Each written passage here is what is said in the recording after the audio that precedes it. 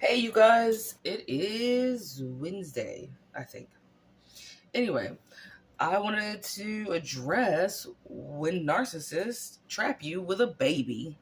I didn't think, honestly, off Bucks that anybody could use the word trap. It used to be a pet peeve to hear people say, I got trapped. I was like, you can't get trapped with a baby. Like, you didn't use a condom and you participated in that, right? Wrong. You can get trapped with a baby. And narcissists actually really love this tactic. Case in point, other than people like myself who like wanted to have a baby with the person that ended up being a narc, but you didn't know it yet or whatever. That narcissist, for a man to technically trap a woman, I guess their goal would be more like, well, she's going to fuck up her body having this baby because you do, right? And then I'm going to leave her and I'm not going to pay and help her with that child. So she'll be physically altered. She will be financially unstable because she's doing both of our jobs. And then her value will go down in the dating pool. That's how male narcs think about um, having babies with like a female, right? But my perspective changed the other day because of a female narcissist. Let me tell you how that shit went. Story time. Now, first of all, everybody knows my dad's a narc, and my half sister, because we have the same dad, she ended up being the narcissist alongside him versus me, who ended up being empathic, right? Moving along. So my sister married this dude, so my brother-in-law, right? And I actually my brother-in-law and I are pretty we're kind of tight, right? So my sister did what narcs do. I'm gonna try to get through this fast so that you guys get the whole story. But my sister did what narcs do, which sexually they just stop having sex with you, right? So she stopped having sex with him. Okay. He didn't just tell me this; she told me this, and she was actually proudly boasting about how she hadn't touched him sexually at that time. Had been over 6 months. That's beyond half of a year to not have sex with your spouse who has promised to only have sex with you. Is that fair? No, right? Because then if I want to get some, I have to either masturbate for the rest of my life or until you feel like I'm worthy of being touched, or I'm going to have to cheat or leave the marriage, whatever, right? But you're putting that person in a shit position. So what she did was she stopped having sex with him as that narcissistic punishment of not being intimate with you or whatever. And she stopped having sex with him. So one night she finds that there's like a message on Facebook between him and this like chick or something, right? He hadn't physically cheated yet, but he had begun to like set it up to cheat, right? And so she wakes him up by like beating the shit out of him with his phone and then beating the shit out of him with a Yankee candle. And apparently Yankee candles are really big. I don't own any, but he was like, you know how big them shits are? I was like, I guess, right? But either way, and then she called her friends. Now let's listen to this story and place narcissistic shit in it and what they do. So what do we have already? We have sexual deprivation, we have emotional deprivation, we have physical deprivation, right? We have that's that abuse, right? Which means leads to mental abuse because you think that you're gross and ugly or whatever because they're not having sex with you. So we have that. Then we have him going out because of that shit, even though that's not the right move to make, but I understand why it was made, right? So then you have that, which now I'm going to classify him reaching out to that person online as reactionary abuse because it's abusive to cheat on somebody, right? But reactionary abuse is also doing something wild as fuck in response to wild as fuck shit being done to you, right? So why do you think he even put himself in the position? How did he get in that position to be looking for some bitch, right? Because his wife didn't touch him in 6 months and thinks it's funny and makes him feel like shit, right? And now you're stuck feeling, you're stuck in this marriage, right? So you think you're stuck, but you know what it is. You take marriage seriously. You're not a piece of trash.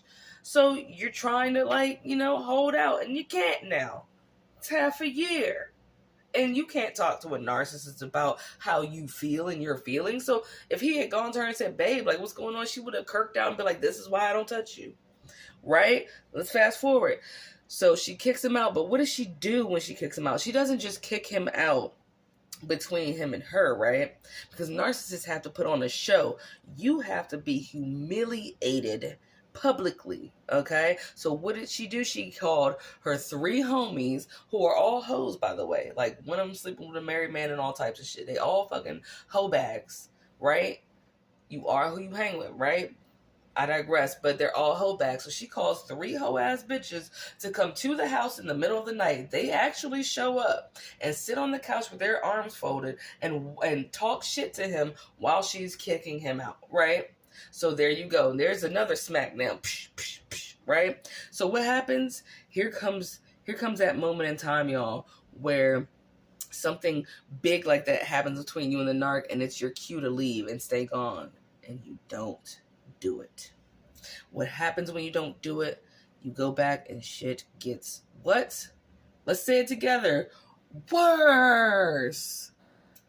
Irreversibly worse, right? That's what happens. So the friends come, they all make a show of him getting kicked out, and he's gone, right? What does she do? What narcissists do? The push-pull, right? So she starts roping him back in like, babe, I'm going to go to therapy. Let's just go to couples therapy. First, she goes to Jamaica before she does this, though. She goes and books a trip to Jamaica and deuces out. Now, if your spouse was just kicked out by you because they so-called cheated or was trying to cheat on you, would your first thought be, I need to go to Jamaica? No, your thought should be, I gotta file some paperwork. Shit, I should contact a lawyer. I should figure out what we're going to do in the first place. Do I want to stay? Do I want to go? And then make moves to do that. Do I need to change the locks? Because fuck it. Whatever. She goes to Jamaica. Watch out for people, especially bitches, because she's not a woman. She's a whole ass bitch. Right? No shade to female dogs, because they're better than her. Right? She went to Jamaica. Bitches that take trips by themselves always go to Jamaica, by the way. I know a lot of bitches that do that shit. Like in my family. Some hoe ass bitches that has gone to Jamaica without their husbands or whatever on a girls trip or some dumb shit like that. No one goes on a vacation somewhere where island boys are swinging their dicks, right? Right? With that accent and all that shit. Swinging their dicks and giving you a coconut filled with liquor and shit by themselves without their husband, okay? No one does that. If a bitch does that, leave this bitch. When that bitch comes back from Jamaica, she need to come back to an empty fucking house, apartment, hut, hole in the ground. I don't care where you live at. The bitch need to make it empty. Anyway, so what does she do? She goes to Jamaica and then she comes back with this revelation that they should have a baby and save their marriage and go to therapy. Of course, she pretends to care about therapy, leaving notes around the house like, oh, I love you and da-da-da, and you're such a great guy. I hope you have a great day, right? And then she goes, we should have a baby. And he gets roped in like, okay, if that will make this person happy, because they'll use your guilt against you too. Because of your reactionary abuse back, they'll make you feel guilty. Like, well, remember when you did that to me? So, I mean, you don't want me to bring up when you did that to me. You don't want me to talk about when I caught you on Facebook talking to that woman, right? So now what'll please me is anything I say you need to do now. Because, and I know you will, because I'm going to gaslight the fuck out of you. Okay? And I'm going to blame shift real bad. So what she did was that and said, I need to have a baby now. So when he's like, all right, fine, whatever. She could not have one to save her life.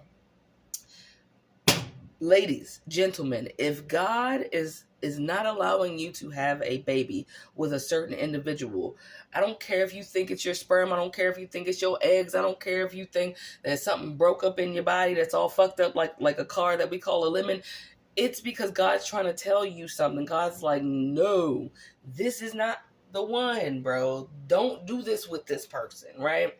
So it might come out in the form of not being able to get pregnant. It might come out in the form of a miscarriage. Like, it's a fucking warning in these scenarios. Not in everybody's life, but in the narc the abusive relationship scenarios, when you lose that baby, bitch, you got a free pass. Take it. Take that spiritual busty fuck out of that relationship, okay? But no, what did the narcissistic sister of mine do? She was like, we need in vitro. Here comes the financial abuse. I need to spend all of our marital money and go to this doctor that takes us 2 hours out of our way. So that's gas and that's time and that's a day off of work. And I'm going to get this in vitro shit and I'm going to have a baby. And she did it thousands and thousands of dollars later. She finally gets pregnant, right? Do you think she started treating him like shit before or after that baby? She was already treating him like shit. She really went in. When that baby got here, she know what she had? She had a ticket into his bank account for the next 18 years because he already has 2 kids in a previous marriage. And she knows he can't quit his job, right? Right. So what does that mean? You have to stay now because where are you going to go? Because you're already paying child support. If I take money from you, you're going to be really fucking broke and have to move in with your mother again and all that shit. And I know you don't want that, right? You don't want to be a loser, correct? So that's what she did. So she doesn't love my niece, okay? My niece, the 5-year-old or 6-year-old, whatever she is at this point, is just a ticket into his bank account. It's a ticket into his headspace. It is a shackle on this dude. Had he not returned, this wouldn't have happened, but he did, and that's okay. Some of us do. But she trapped him literally with a baby. She had that baby as a strategy, as a strategic move to lock him in. Because why? Because I see that you were about to cheat on me, so that means it's possible that you can leave me, right? Well, not if I have this baby. I see that you got the money because you work and I work, but you're a firefighter, so if you leave, you can be on your own and make it, right? Not if I have this baby. You're going to be locked in, right? You're going to really not leave me, right? Right. And that's exactly what happened. She trapped him with a baby. I know this was it seems like a rant, but this shit it's so deep and shitty. It's real. And guess what that baby means to that narcissist? That baby to my sister, that niece of mine, that little girl that she had, she doesn't love her. That little girl is equivalent to an expensive handbag that makes you look good when you wear it with all of your outfits. Right? She makes sure that she overspends on that little girl my niece wears glasses. She has like 11 pairs. You need a pair to match everything because you're going out with me. And those glasses are expensive, meaning I get to take out of marital funds to make sure that my husband stays broke buying these shits that are unnecessary. Right? So then what happens is when he eventually leaves her, because she will do the reverse discard, which is make you get up and leave on your own by treating you like shit, right? When he finally does that shit, you know what she's going to be able to say? Look at how good of a mother I am. I'm just a poor mom. And he walked out on us. Oh my God. Because the smear campaign, trust me, is already happening. She's already telling everybody why she doesn't want to fuck him, okay? She's already going on trips still to Jamaica with her slut friends that have BBLs and fake titties and shit, right? And telling him that it's an all-girls trip, and then when he sees the photos, it's dudes in there. Dudes came on the trip, right? She already had him buy a new house and then assigned him a separate bedroom in his own house that he's paying for. With her, of course. But she assigned him immediately. When she got that kid, she was like, you can sleep over there. She ain't fucking him anymore.